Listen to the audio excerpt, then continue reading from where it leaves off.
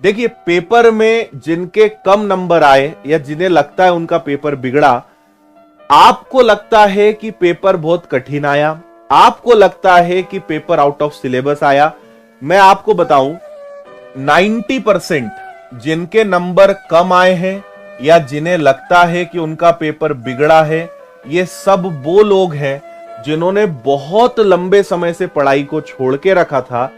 जब वैकेंसी निकली उसकी एक महीने बाद, 1.5 महीने तक फॉर्म भरते गए। मैं बता रहा हूं, फॉर्म भरने के बाद यानी एग्जाम के करीबन 2 से 3 महीने पहले जो जागे हैं, ये हालत उनकी हुई है। मुझे एक स्टूडेंट ऐसा नहीं मिला है जो पिछले 6 महीने, 8 महीने, 1 साल से पढ़ रहा है और वो बोल दे कि सर मेरा पेपर बेकार गया। क्यों? क्योंकि अगर समझो आप बात को, बहुत प्रैक्टिकल बात मैं कर रहा हूं, मुझे नहीं पता आप किस सेंस में इसको लेंगे, लेकिन थोड़ा सा अपने ईगो को, अपने अनुभव को, जमाने भर की बुराइयों को साइड रख के एक बार ईमानदारी से दिल पे हाथ रख के जो मैं चीजें बोल रहा हूं वो सुनना, है ना। मेरा इसमें कोई व्यक्तिगत फायदा नहीं है, कोई स्वार्थ नहीं है, मैं आज कोई मार्केटिंग नहीं, कोई प्रमोशन नहीं, कुछ नहीं करूंगा। ईमानदारी से चीजें आपको बता रहा हूं, उस बात को समझो। और मूल मंत्र बता रहा हूं मैं आपको सिलेक्शन का कि गवर्नमेंट जॉब कैसे लगती है। करीबन 6 से 7 महीने लगते हैं एक अच्छा बेस तैयार करने में। आप सोचिए, 8 विषय थे और 8 विषय तो बोलने के हैं। जीएस अपने आप में एक विषय काउंट होता है, लेकिन इतिहास, भूगोल, संविधान, साइंस को एक विषय बोलते हैं, लेकिन फिजिक्स, केमिस्ट्री, बायो, कोई कितनी भी ताकत लगा दे, वो 2 से 3 महीने में पूरे विषय 100% बेसिक से एडवांस तक नहीं पढ़ा सकता। एक बात समझ लो, गवर्नमेंट जॉब में सिलेक्शन लेना हलवा नहीं है। और ये तो अब आपको समझ में आ गया होगा। अब मैं जो कहूंगा ना, पहले जब मैं बोलता था तब आपको शायद भरोसा नहीं होता था, लेकिन अब जब मैं बोलूंगा तो आप चीजों को समझोगे।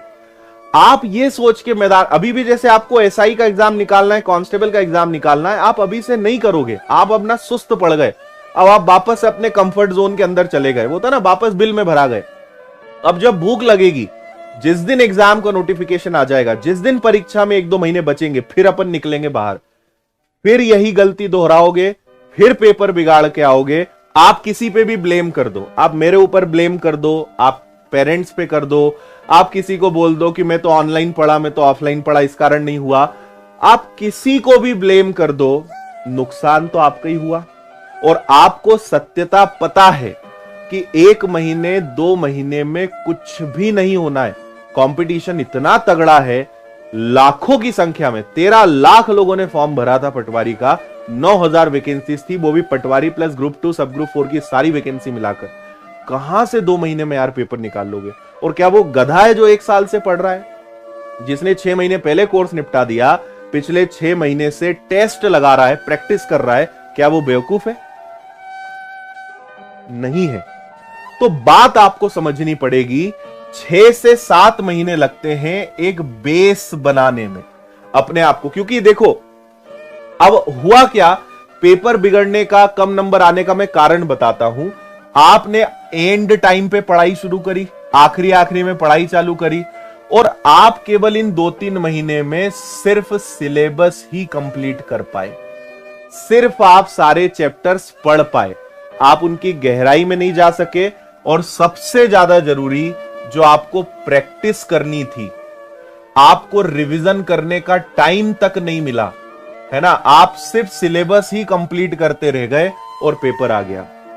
आप रिवीजन नहीं कर पाए, आप प्रैक्टिस नहीं कर पाए, आप बहुत सारे टेस्ट नहीं लगा पाए, आप उन टेस्ट का एनालिसिस नहीं कर पाए, आप एमसीक्यूज नहीं लगा पाए, ऑब्जेक्टिव्स नहीं लगा पाए, आप सिर्फ सिलेबस कंप्लीट करते ही रह गए। और आपकी भी गलती नहीं है, 2-3 महीने में कोई भी यही करेगा।